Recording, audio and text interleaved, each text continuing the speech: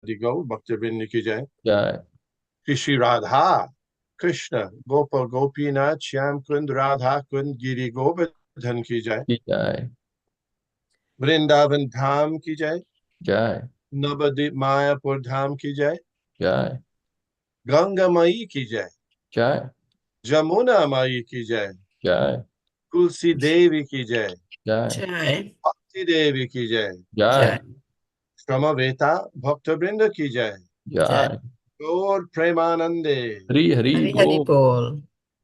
All glories to the assembled devotees.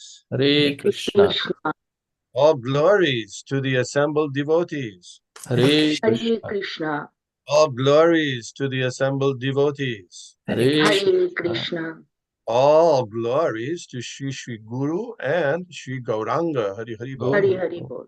Nama Om Vishnupadaya Krishna Prishtaya Bhutale Srimate Bhakti Vedanta Shami Iti Namane. Namaste Saraswate Deve Gauravani Pracharini Nirvishesha Shunyavadi Paschatya Deshatarine. Om Namo Bhagavate Vasudevaya. ओम ॐ नमो नमो भगवते भगवते वासुदेवाय। वासुदेवाय। Om Namo Bhagavate Vasudevaya. ओम ॐ नमो नमो भगवते भगवते वासुदेवाय। वासुदेवाय। Om Namo Bhagavate Vasudevaya. ओम ॐ नमो नमो भगवते भगवते वासुदेवाय। वासुदेवाय। Krishna. We are reading and studying, discussing Caitanya Caritamrita Adi Lila, chapter 17, the Lord's pastimes in his youth, text 230. তবে তো করিলা সব ভক্তে বর দান, উচ্ছিষ্ট দিয়া নারায়ণীর করিল সম্মান। Thereafter, the Lord charitably bestowed his benediction upon all his devotees. He gave the remnants of his food to Narayani, showing her special respect. Purport. Narayani was a niece of Srivas Thakur, and later she became the mother of Srila Vrindavan Das Thakur. In this connection, the Sahajiyas cite a malicious story that after eating the remnants of Lord Chaitanya's food, Narayani became pregnant and gave birth to Vrindavan Das Thakur. The rascal Sahajiyas may manufacture such false statements, but no one should believe them because they are motivated by enmity against the Vaishnavas. Om Agyana Timirandhasya Gyananjana Shalakaya Chakshur Unmilitam Jena Tasmai Sri Gurave Nama. Sri Chaitanya Manobhishtang Stapitang Jena Bhutale Shayam Rupakadamhakyam Dadati Shapandantikam. Jai Shri Krishna Chaitanya Prabhu Nityananda Shri Advaita Gadadhar Shivashadi Gaur Bhaktivinoda. Hare Krishna, Krishna Krishna, Hare Hare, Hare Rama, Rama Rama, Hare Hare. Before speaking, I'd like to get permission and blessings from all the devotees, and particularly those who are senior by age and or by advancement in Krishna consciousness. Hare Krishna. So Narayani was the niece of Srivas Thakur on the maternal side, and so in some literatures or discussions, there are many things that different people say about Lord Chaitanya and in different ways. And one must be really careful to hear from those who are actually in the line of disciplic succession from the Lord himself. The verse is there in Shruti Smriti Puranadi Pancharatri ki vidhim vina Aikanti ki harer bhaktir utpatayai vakalpate. The teachings that are not following authorized Shrutis, Vedas, Smritis, Puranas, etc., or the Pancharatras, if they're distributed in human society, then it just becomes a disturbance. One time in our on Lord Nityananda's appearance day in Philadelphia, the speaker described how Lord Nityananda had been a brahmachari in his previous life who performed severe austerities, so that in his next life he became Lord Nityananda.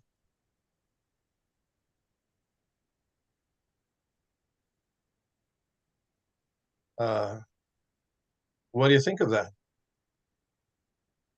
Apparently, the person said they had read it in one of the some literature about Lord Nityananda. So, what do you make of that? Interesting. It's interesting, I think. Yeah. What any other thoughts other than interesting? Well, how come? Basically, it shows that we don't follow our parampara. We just get, when we represent, teach, it has to come from our parampara. So you're saying that wasn't from the parampara? Yeah, of course not. Okay, I just actually I was the only one who complained at that time. But that's called Mayavadi philosophy. Somebody becomes God. That's called Mayavadi philosophy. And there might be some works here or there that might support that. Of course there are. There's so many books, but we have to be careful just to accept the teachings coming through the line of disciplic succession. Because as here, the Sahajiyas have come up with this idea that, oh, Lord Chaitanya giving food to Narayani, even though she was just a young girl at the time. Oh, she then became pregnant. So it's as if Lord Chaitanya is in the business of making young girls pregnant. It's not his system. So I was reading in the book called Srila Prabhupada and His Disciples in Germany. And one devotee was asking about the chant, Hey Krishna Govinda Hari Murari, Hey Nata Narayana Vasudeva. You know that chant. Mother of Indiyavali is, yeah. So he wanted to chant that, and Srila Prabhupada advised him against it. You know why? Any ideas? Any guess? Prabhupada stopped, right? He said that actually that was popularized in a movie song. Yeah. And the best thing is he said the best, safest thing is to just take the mantras and information given by the spiritual master and be satisfied with that. That's what he said. He wrote a letter to that. I don't have it with me right here. So because people say so many different things, and it's easy to get distracted from the real thing. There's a Bengali saying. I don't know the Bengali. Maybe somebody knows, but it's better a little bit of a pure thing than a whole bunch of a messed up, impure thing. Anybody know the Bengali for that? No. Anyway, I didn't read the Bengali either.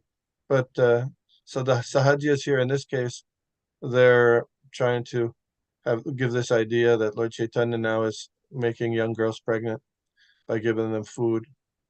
Of course, he could do it if he wanted to. He could, but that wasn't his. That's not his business. So there's a difference between an imagined Lord Chaitanya and what actually Lord Chaitanya did. We can learn very important lessons from what Lord Chaitanya actually did, given by Krishnadas Kaviraj Goswami and Vrindavan Das Thakur, Lochan Das Thakur. But if we make up things, then it becomes messed up. There's a legend that, in Lord Ramchandra's Leela, there was a woman ascetic named Shabari. Shabari. So in some versions of the telling of the activities of Lord Ramchandra, they say that, well, there were these berries that were in around the ashram. So she has to offer them to Lord Ramchandra. And sometimes some of the berries wouldn't be very tasty. They'd be too sour. So what she would do is she would take the berries and taste them first and then offer.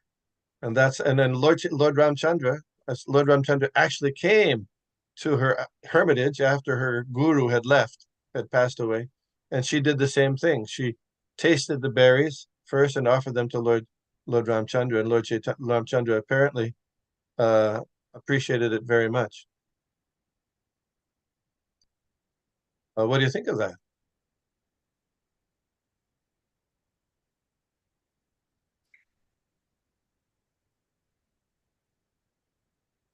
No comments. Actually, you don't find that history either in the Valmiki Ramayana or even the Ramcharitamanas.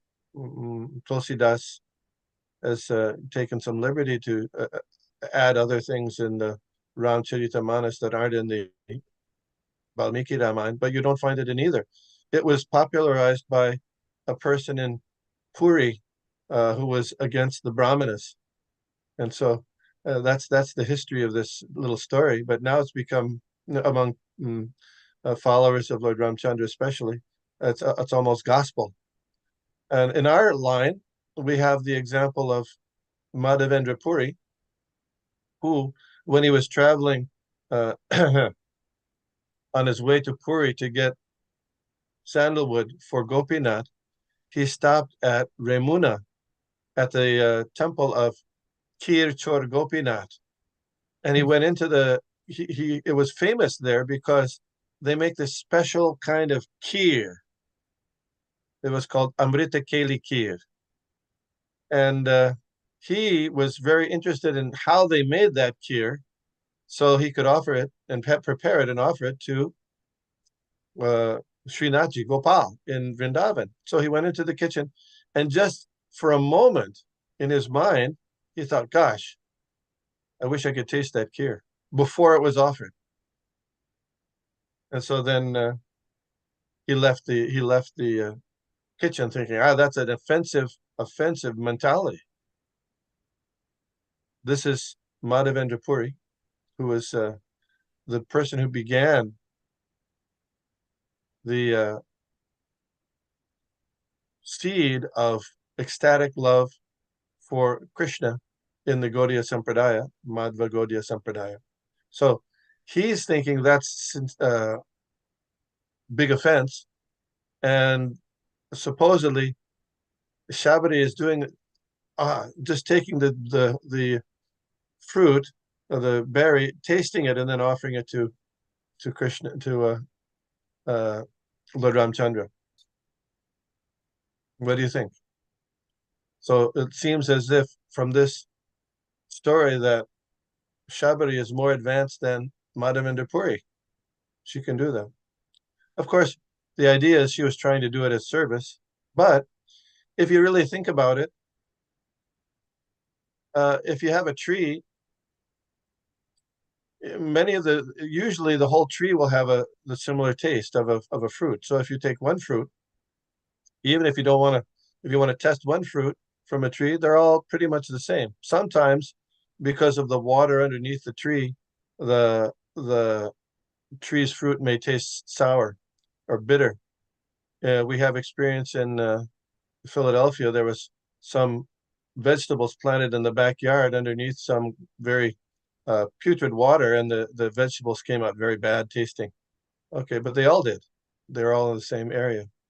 So anyway, and we used to have a person who used to buy the fruits for the temple in New York. He was a professional vegetable buyer for companies.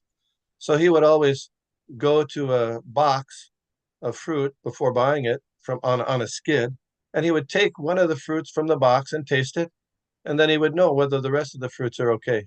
You follow? Just take it. So that could have been done by Shabari.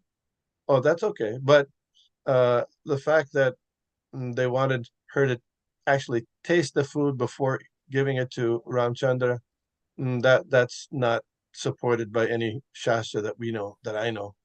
So people do these things. They say have these ideas and they try to inject them into the philosophy of Krishna consciousness. In in our in our movement, generally, we don't taste the food before it's offered. No, that's we should be careful enough to be attentive. Once in a while, you might forget whether you offer this, you put salt in something. So what do you do? Mom, can I say something? Certainly, Let's go look on prayer. I know. Yeah, actually, the fruits you were talking about that Sabri gave. I know this fruit is a tropical tropical fruits. So we had it in our country, in my country. So this one, sometime it's hard to say which one is sweet, which one is not sweet. So Still, the this story is not there in the Valmiki Ramayana, who's the authorized compiler of Ramayana, nor is it in the uh, Ramcharitamanas. So we don't take it as bona fide. So you have to be careful about that. We don't.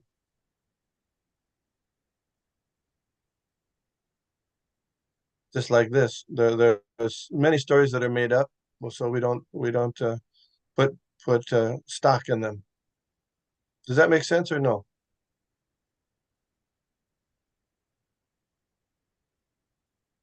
Yes, no? Yes. Okay, thank you. Can it be motherly affection, Prabhu? Someone is on the platform of mom. Be very careful about that. Be very careful about that. Even those people who are on a transcendental, very high level, generally speaking, they follow the standard rules and regulations. So to give instruction to others.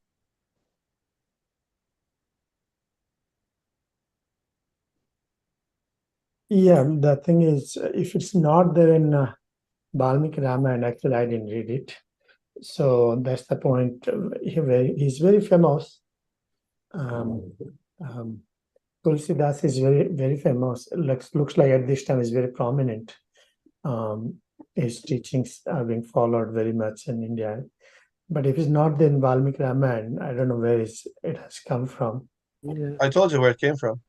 But there's a history of this story. It dates back to a person in Puri who was making propaganda against Brahman in the Brahminical way. So he came up with this story, and then later it was changed. It actually in Puri it was a mango. I mean, that's what the story started out as a mango. She was tasting the mango, and then when it was adjusted in Vrindavan and in Uttar Pradesh or that area to become a berry. So they changed it. Okay, yeah. In the Valmiki Ramayana, she just offers fruit to Lord Ramchandra when he comes. She just offers some fruit. It's not described the type of fruit, nor is it described that she tastes it first.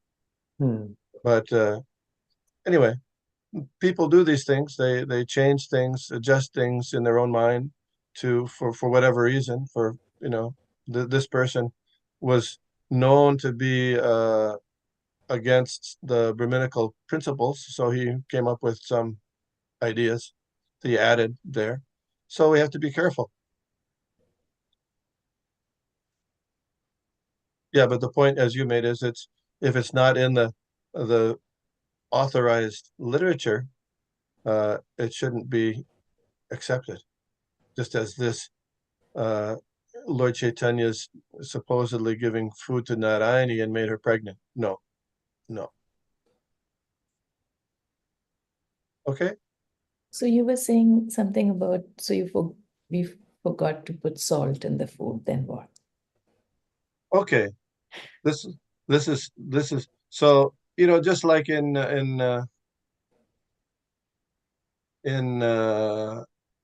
you make 50 sweets, and are you going to do you offer all the sweets at the same time? Not necessarily. You may offer 9 on the plate, 10 on the plate. Okay. So you can, some can be offered and some cannot be offered by your intention and by the focus of the offering. Is that right? Yes. Yeah. So those unoffered ones are boga, right?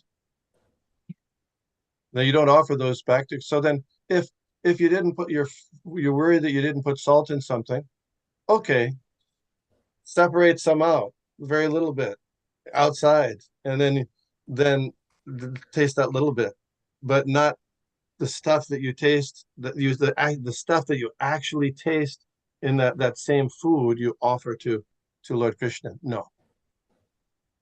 Make sense? Yes. So that's anyway. Madhavendra Puri. He took it as being a big offense, just that he wanted to taste it. Even what was his purpose in tasting it? It wasn't just because he wanted to enjoy it. Why did he want to taste it? Because he wanted to see how it was made to offer it to Srinathji, Gopal. So it wasn't his, but just the fact that he was thinking about it, he took it as a defense. That's the information we get in our sampradaya, our authorized literature. So we have to be very careful. Next verse. শ্রীবাসের বস্ত্র শিয়ে দর্জি যবন প্রভু তারে নিজ রূপ করাইল দর্শন। There was a tailor who was a meat eater, but was sewing garments for Srivas Thakur. The Lord, being merciful to him, showed him his own form. দেখিনু দেখিনু বলি হইল পাগল, প্রেমে নৃত্য করে হইল বৈষ্ণব আগল। Saying, I have seen, and dancing in ecstatic love, as though mad, he became a first-class Vaishnava. Purport. There was a Muslim tailor near the house of Srivas Thakur, who used to sew the garments of the family. One day, he was very pleased with the dancing of Sri Caitanya Mahaprabhu. Indeed, he was enchanted. The Lord, understanding his attitude, showed him his original form as Krishna. The tailor then began to dance, saying, I have seen, I have seen. He became absorbed in ecstatic love and began to dance with Lord Chaitanya. Thus, he became one of the foremost Vaishnava adherents of Sri Chaitanya Mahaprabhu. Now, this is really something, because usually you say that in order to approach Krishna, you can't be involved in sinful activities. But just like the Kaji, here this tailor was a mediator, but somehow he got the special mercy of Lord Chaitanya, and he developed immediately ecstatic love and became not a third class, not a second class, but a first class Vaishnava. Think about that. That's really something. So what would you say made his qualification for coming to that level of being a first class Vaishnava? The service, Devotion. What's that, Mother Golokananda Priya? serving a pure devotee like Srivastava. Devotion. So you're saying that he was, even though Srivas Thakur is a pure devotee of Lord Chaitanya, so the Muslim tailor was doing service for him, apparently probably to get paid, but still, so being able to serve and associate with Srivas Thakur certainly is a possibility. That's not cited there, but it's certainly a possibility. Anything else? Attitude, it says here. How's that? Tell me. Come on, Prananath. Yeah, come on. No, just that his intention, or I don't know what is the right word, but just by seeing the Lord dancing, he was so, favorable. Is that the right word? He was to receive his mercy. I mean, Yes. One day, he was very pleased with the dancing of Sri Chaitanya Mahaprabhu. Wow. That's about, and he was enchanted. Yeah. Just appreciating the activities of the Lord and his devotees, just appreciating that. Apparently, those things, I mean, Srila Prabhupada doesn't say it in those words, but apparently those things, appreciating the activities of Lord Chaitanya, of Krishna and his devotees, that was the key. And Lord Chaitanya, of course, Lord Chaitanya's interest is to distribute love of God to everybody, Muslim, Christian, Hindu, Jew, atheist, and tailor, or IT professional, or housewife, doesn't matter. So yeah, he took this opportunity to imbibe transcendental ecstasy in the heart of this Muslim tailor. Yeah, so both things. Very good, very good. So go ahead. Is any more detail given about this person in the Chaitanya Bhagavat? I didn't check. I don't know. It's a good question. I don't know. For that other case, or that Muslim thing that we were discussing. Yeah. A good question. Good question. I don't know. I have to look. I didn't look. Okay. An interesting point here also is that Srivas Thakur, he's a Brahmin in Navadvip, but he had a tailor who was a Muslim who working for him or doing some work for him. There was a big scandal, I don't know, maybe about 20 years ago in India. There was a person named Bal Takari. Remember Bal Takari? Have you heard of Bal Takari? Yeah. So Bal Takari's people attacked the Bhaktivedanta hospital. You know that? Did you know this? And they smashed a lot of the equipment there, destroyed a lot of the, the medical equipment there.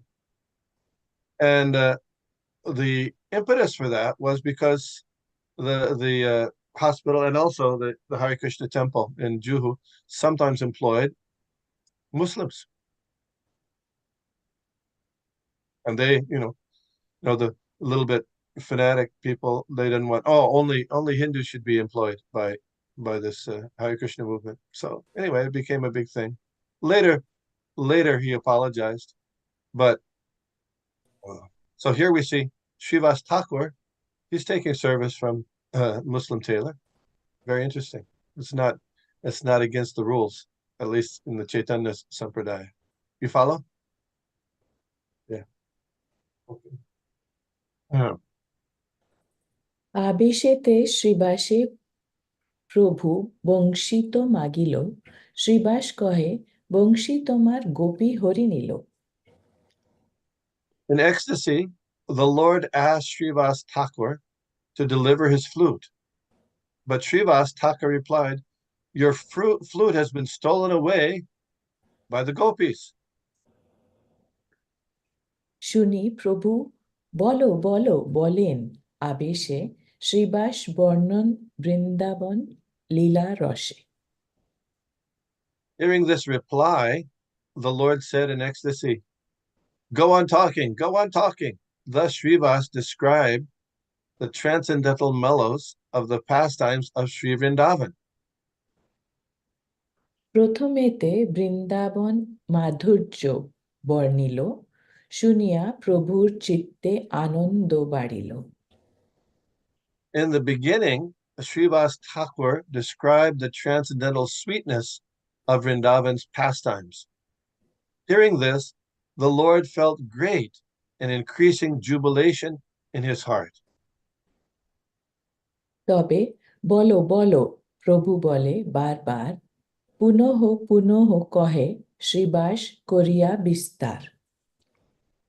Thereafter, the Lord again and again asked him, "Speak on, speak on."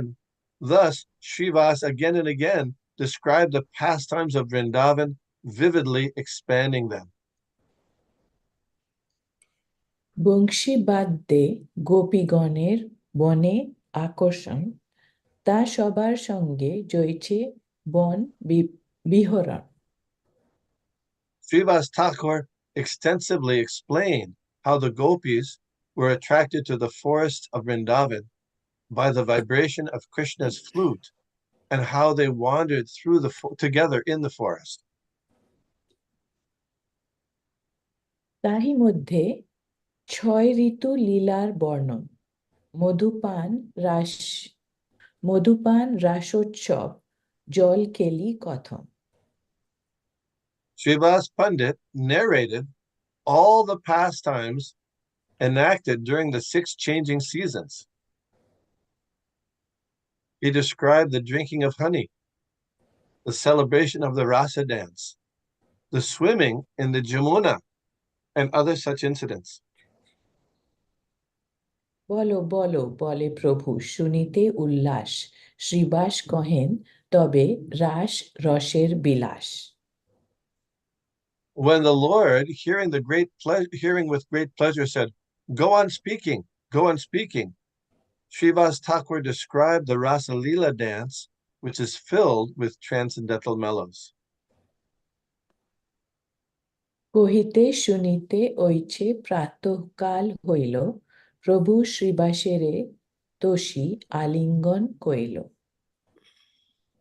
As the Lord thus requested and Srivas Thakur spoke, the morning appeared, and the Lord embraced Srivas Thakur and satisfied him. So apparently this was going on all night. তবে আচার্যের ঘরে কইল কৃষ্ণ লীলা, রুক্মিণী স্বরূপ প্রভু আপনে হইলা। Thereafter, a dramatization of Krishna's pastimes was performed in the house of Sri Chandrasekharacharya. The Lord personally took the part of Rukmini, the foremost of Krishna's queens. So Chandrasekharacharya is his house was just nearby. It's actually where the Caitanya Gaudiya Mutt is now. That's where Chandrasekharacharya's house, very close to Mayapur Yoga Pit, the place of Jagannath Mishra's house. কবু দুর্গা লক্ষ্মী হয়, কবু বা চিচ্ছক্তি, খাটে বসি ভক্তগণে দিলা প্রেম ভক্তি। The Lord sometimes took the part of goddess Durga, Lakshmi, the goddess of fortune, or the chief potency, Yoga Maya. Sitting on a cot, he delivered love of Godhead to all the devotees present. So any any thoughts about why it might be that Lord Chaitanya is playing Rukmini, Durga, Lakshmi, or Yogamaya?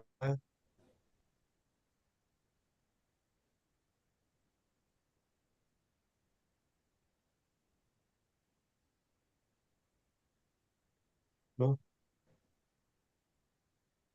No ventures? No ventures? Well, is Krishna in the mood and color of Srimati Radharani. And Oh, yeah. Lakshmi, Rukmini, Lakshmi, Durga, they're all expansions, Shakti expansions from Srimati Radharani. Anyway. Okay. একদিন মহাপ্রভুর নৃত্য অবসানে এক ব্রাহ্মণী আসি ধরিল চরণে। One day, when Sri Chaitanya Mahaprabhu had finished his dancing, a woman, the wife of a Brahmin, came there and caught hold of his lotus feet. চরণের ধূলি সেই লয় বারবার, দেখিয়া প্রভুর দুঃখ হইল অপার।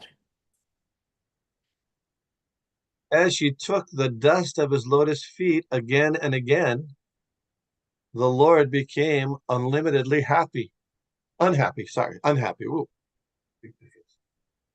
Purport. The holding of a great personality's lotus feet is certainly very good for the person who takes the dust. But this example of Sri Chaitanya Mahaprabhu's unhappiness indicates that a Vaishnava should not allow anyone to take dust from his feet. One who takes the dust of a great personality's lotus feet transfers his sinful activities to that great personality. Unless the person whose dust is taken is very strong, he must suffer the sinful activities of the person who takes the dust. Therefore, ordinarily, it should not be allowed. Sometimes in big meetings, people come to take the same advantage by touching our feet. On account of this, sometimes we have to suffer from some disease. As far as possible, no outsider should be allowed to touch one's feet to take the dust from them. Sri Chaitanya Mahaprabhu personally showed this by his example, as explained in the next verse. Let's read the next verse, and I'll talk a little bit about this. If we can talk a little bit about it. সেই ক্ষণে ধায়া প্রভু গঙ্গাতে পড়িল, নিত্যানন্দ হরিদাস ধরি উঠাইল। Immediately, he ran to the river Ganges and jumped in to counteract the sinful activities of that woman. Lord Nityananda and Haridas Thakur caught him and raised him from the river. Purport.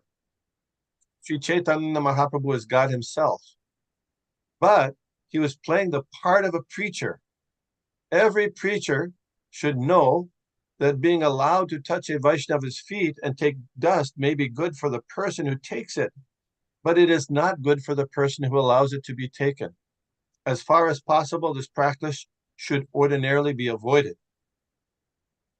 Only initiated disciples should be allowed to take this advantage, not others. Those who are full of sinful activities should generally be avoided. So this pastime is quite instructive.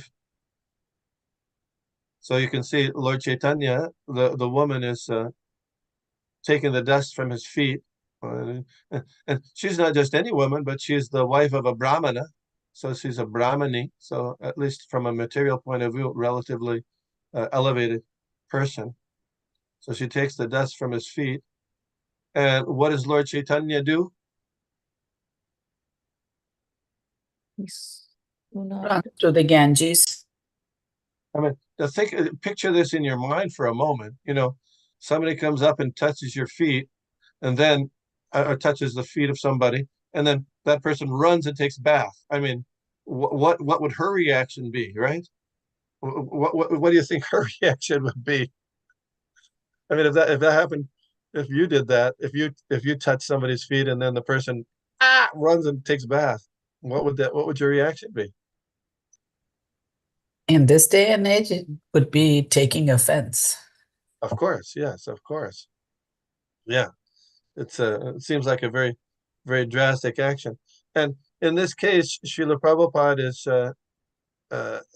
mentioning that particularly for in the Vaishnava society, it's done between the taking of the dust of the feet of elevated personality, particularly the guru, is done by the disciple. Of course, in Vedic and traditional society, who touches the feet of whom traditionally? Isn't it that the children touch the feet of the parents Yeah. in the morning time? Even Lord Krishna did that. So that children might touch the feet of the parents, and disciple this other. Who else touches the feet? Anybody else in traditional society?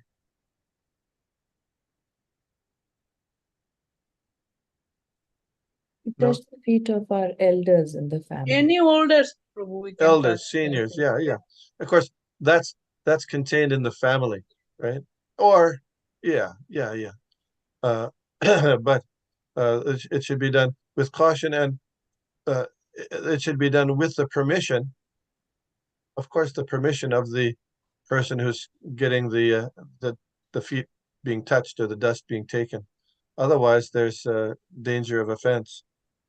I remember something like, my uncle, they were a priest. So they used to go like any Shraddha ceremony, they did so many pujas. So we used to go as like, we're like 6-7 year old, and they are like, it's not Sudra class. I don't know not what is that class, but they don't know how to do any puja or anything. So they used to like call the priest. So my uncles, they used to go do that puja. So when we are going there, like any Shraddha ceremony or something, so we are all of the cousin, we went. Then they used to also bow down to us. Then we are like, we were like shamed because we are like from the Brahman family. They used to like respect. Also the kids, they used to bow down and give like dakshina. Would they touch your feet? Yeah. Oh, really? Okay.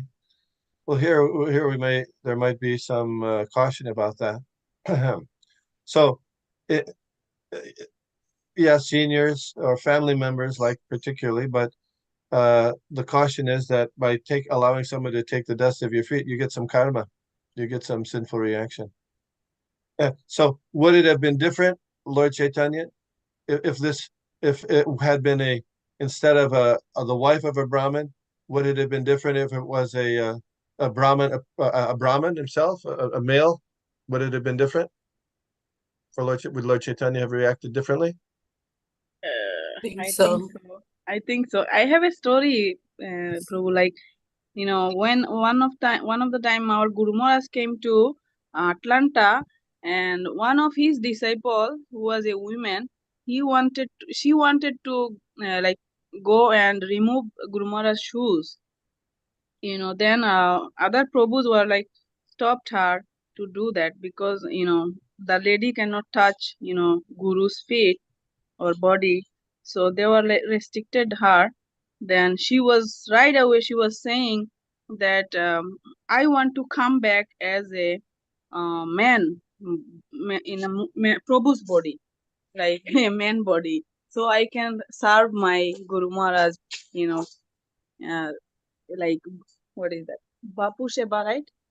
Yeah, she wanted to do that. Then our Guru Maharaj heard that, and he was immediately call that Mataji to come and do this, like remove his shoes, because he said, just do it now. I don't want you to come back again and suffer. Just do it whatever you want right now. So then she did. Good. She was an initiated disciple, though, is correct? Yes, yes. Yes, he was initiated disciple. And I remember when I was initiating, like that time I don't know about this rule. So I touched Guru Maharaj's feet, and one Mataji came, like quickly she came, ran onto me and said, you cannot touch, Guru's feet or anything like that, because women cannot touch Maharaj's. So As a sannyasi, yeah. yeah, sannyasi. So it's best thing to avoid any concern would be to ask permission. But you were initiated at the time, is it? Yes. Yeah. So here, Srila Prabhupada doesn't say he doesn't say uh, only the male initiated disciples can touch the feet. He doesn't say that. Yeah, No, another example, it can Prabhu, be like, okay. Okay. yeah, another example was there in Atlanta. They just put Guru Maharaj's shoes outside. So anybody is coming, they are bowing down, they are touching, I don't know. What is that then? Yes. Yeah. The touching the feet, that's a great benefit. Touching the feet of a great soul, pure devotees, guru, it's a great benefit for us to be able to do. So we see that in ISKCON and many temples, and our temple also, there's a little impression of Srila Prabhupada's feet, and people touch that. Yeah, yeah. Even people who are not initiated touch that. Of course, it's not Srila Prabhupada's actual feet, but the impressions from the feet are there. Yeah, and some places they have uh, shoes that Srila Prabhupada wore when he was traveling or here and there. But especially it's a good idea, even if one is a disciple, to request permission. To request permission. There was one devotee who requested permission from Srila Prabhupada, and he said no. Later, that same devotee came to Vrindavan when Srila Prabhupada was in his last days, and devotees were massaging Srila Prabhupada different parts of his body. And this devotee then had the opportunity to massage Srila Prabhupada's feet. Same devotee, same person. And then as soon as he started massaging his feet, Srila Prabhupada said, "Oh, who is that? Who is that massaging the feet?" And he said his name. I don't remember the name. And Prabhupada said, "Oh, this is very good. This is very good." So he remembered, and the devotee got the opportunity. But at that time, it wasn't. Initially, he said no. So, so the question is, would this have been the same? Would Lord Chaitanya have reacted the same way if it was a male Brahmin? Would have reacted the same way if it was a child? What do you think? Yes, he would have. What makes you say that?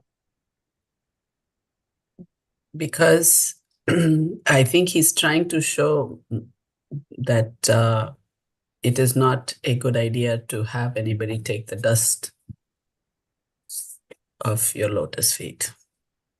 Even if they're not Lotus. lotus, yes. Even if they're some other kind of feet.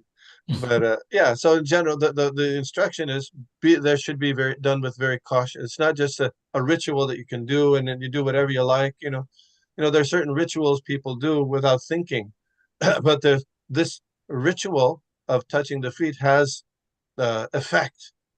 It can lead to, as Srila Prabhupada says, people sometimes would touch his feet, and as a result, he would get ill. Oh, so it should be done very cautiously and with the permission, ideally with the permission of the person. You know, that's a consideration. Child, adult, man, woman, whoever. So Especially, go ahead. why initiated disciples only? The guru has already accepted and taken the position of accepting their karma anyway.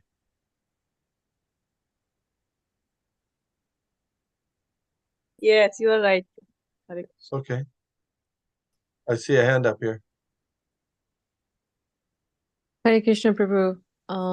So my next question is, as Mother Mukti Dhatri was saying, that Jayapataka Maharaj's shoes were left, and everybody was touching his shoes. And if he wears those shoes again, does he still get it? Good question. I don't know the answer. I don't know that that's said here. I would be, Okay. I I would know it's a be, little I technical, would but be, I don't know. I don't know. Would Srila Prabhupada get the karma when you touch his impression of his feet Uh, instead of his feet? I don't know. maybe. I wouldn't say no. I wouldn't say yes, but no. We'd have, Okay. you know what? We can ask next time. We see Jayapataka Maharaj, I'll ask him. Please, thank you. Isn't Bhaktivinoda Thakur's this prayer? What's that? Uddha Bhakata Charana Renu Bhakati Anu Kola. Yeah, there's a whole prayer. I'm, yeah. He's asking in many prayers, Bhaktivinoda Thakur asked to get the dust of the feet of the pure devotee or the feet of his guru, the feet of Vaishnav Thakur. Yeah, in the Vaishnav Thakur prayer also. He's requesting. So we can also request. That's the best. If there's any question about it, yeah, best. And of course, that's actual feet. So what about shoes or impressions? I have to. What we can ask about that. I don't know the answer to that. Yeah, Prabhuji, Hare Krishna. When I met Jayapataka Maharaj, I Yes. asked him whether I can touch his feet. He said yes. Then I Okay. touched. See, that's right. That was good etiquette, even though you're not his initiated disciple, but you're the initiated disciple of Bhakti Charuswami, and he is very close with Bhakti Charuswami. So yeah, makes sense. So yeah, then he said yes. Then he touched. Yes. So the request. Yeah, it's his. It's his decision. There was a incident in the Bible you might know of Lord Jesus Christ when he went to, I don't know, some particular town, and he was welcomed, and one of the women there, Mary of Bethany, I think, she took scented oil, and put it on his feet, and then rubbed her hair on his feet. So this is Bible stuff. So his disciples, particularly some Simon Iscariot, they said, no, you can't do this, you can't you can't do this. You should take that oil and sell it and give the money to the poor. Jesus Christ said, no, it's okay, it's all right. She can do it. I give her permission. That's all right. So that's consistent with what Mother just said there. Okay. Prabhu, can I ask something? You So may. in the temple, we will usually people touch Prabhupada's feet. Is that okay?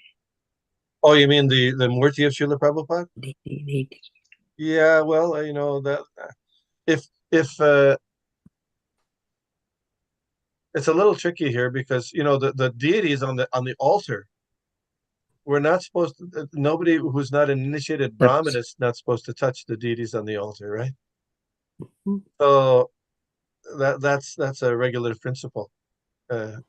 So then Srila Prabhupada's deity out there, I mean, he's very merciful.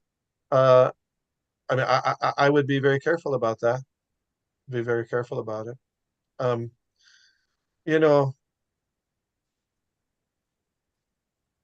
Initially all the Prabhupada deities were on the main altar. And then after Prabhupada's departure, then we had Prabhupada's deity made on the Vyasasan. Of course, you could say, you might wonder, well, that's the deity of Srila Prabhupada, but how come that deity doesn't get offered any bhoga? You follow? Yeah. You follow? If well, somebody could say, well, the bhogas there offered to Srila Prabhupada on the altar with the picture there, so it's already offered. Okay, yeah, but when you offer incense on the altar, then you turn around and offer it to Srila Prabhupada's deity, isn't it? So it's a little unclear. There's a little unclear, but we say that Prabhupada's personally present in his deity. Yeah, so one should be very cautious about that, I would say. Does that make sense? Usually Ask people put permission. flowers and everything, At in least his ask permission. Yeah, at least ask permission. But yeah, is that Mother Suman? Yeah, I have a question. Yeah. The person who is touching the feet gets benefit, always get blessings, or he gets some bad karma from the person whose feet he touches? Good. You mean if you touch the feet of someone who's not really qualified, do you get any bad reaction? Yeah. I don't know that. I don't know that. Could be. Could be. Yes, I many people's feet. Yeah. Be careful. Be careful. Rajesh Govinda Prabhu, I see your hand up. Hare Krishna Prabhu, Dhanavad Pranam. Yeah, thank you for wonderful class. Yeah, really, this thing is good. We know that You're breaking up. for the temple altar, we are not going to for altar. That's deity of this. I know that there is no permission for everyone, only for second initiated devotees. Yeah. But especially I'm just observing when the Snan Jatra is done for Jagannath, and then Yes. Jagannath going to be, especially for I'm talking about the ISKCON Philadelphia, and then Jagannath going to be upstairs for 15 days. And this time, all the people who were devotees, non-devotees, doesn't matter. All people touching these Jagannath deities, hugging on everything. Then I don't know what happened. I didn't know they touching and I know they bathe, and that's ISKCON law, that during Snani Yatra there's no restriction who can bathe, whereas in other snanas it's only supposed to be initiated, twice initiated devotees.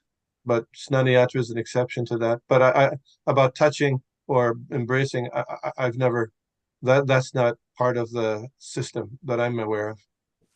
Yeah, but they're this special because of this time they are walking with Jagannath, Baladev, Subhadra, Maharani. Oh, at that time? And this time they cannot, cannot control the people. People are always, this is the problem. Yeah. There should be some caution and some care taken at that time. Yeah, sure. Yeah, you got it. Yeah, All right, thank you. Yeah, I mean, even if everybody can bathe Lord Jagannath during Snani Yatra, still we should instruct that, not that you come in a dirty condition, you should have clean clothes, and it's not that you wear, it's a privilege, not a right. Does that make sense? No. It's one will get benefit by approaching Lord Jagannath and the Guru with respect and care, caution. Touching the feet, touching the lotus feet. Okay. Hare Krishna. Any other questions? Oh, Bhakta Bob. I see you. Bhakta Bob has his hand up. Hare Krishna Prabhu. Very nice class. Thank you. And I apologize if you answered this, but I just wanted to make sure I had clarification. The impression of Srila Prabhupada's feet. Yes. You had talked about how devotees will touch the feet and then maybe put it up to their head. Is that just for initiated devotees, or can non-initiated devotees also do that? Or should that be where you ask for permission from Srila Prabhupada first? I would say ask permission from Srila Prabhupada and do it. The impression of his feet. That's what I would say. Thank you, Prabhu. It's not that we can, it's just a right. But just like bathing Lord Jagannath, yeah. But yes. I had, when I was in Vrindavan for Srila Prabhupada's disappearance anniversary, 25th disappearance anniversary. And Mother Daivi Shakti brought out Srila Prabhupada's cane. And she said, hold this. She asked me to sit behind a table and hold his cane, and said people were going to want to touch it. So I didn't know, but so thousands of people came. They wanted to touch Srila Prabhupada's cane. It became bedlam. because they benefit from touching Srila Prabhupada's cane. It would have been a little more orderly if they had asked permission one after the other. That would have been easier, but it became better. So yeah, always request permission is good. Srila Prabhupada talks about how in Narad Muni, he asked permission from the Bhaktivedantas to take the remnants of their food, and he took it, and they gave permission, and he took it, and he became elevated, Narad Muni. He says there, though, that you can take the Mahaprasadam even without permission. Now that may be something just for the Mahaprasadam and not for touching the feet. You follow? Just for the prasadam is specifically there for that's why it's called prasadam, for mercy, so it can be taken by anybody. Although a disciple usually asks permission from the guru to take prasadam, and if they don't get permission, they don't take prasadam. Those things. Okay. Hare Krishna. Vancha Kalpatarubhyascha kripa sindhubhyascha pavanebhyo Vishnavebhyo namo namaha. His Grace Vishnugada Prabhu ki jai. Jagadguru Srila Prabhupada ki jai. Yeah. Hare Krishna. Thank you. Thank you. Hare Krishna.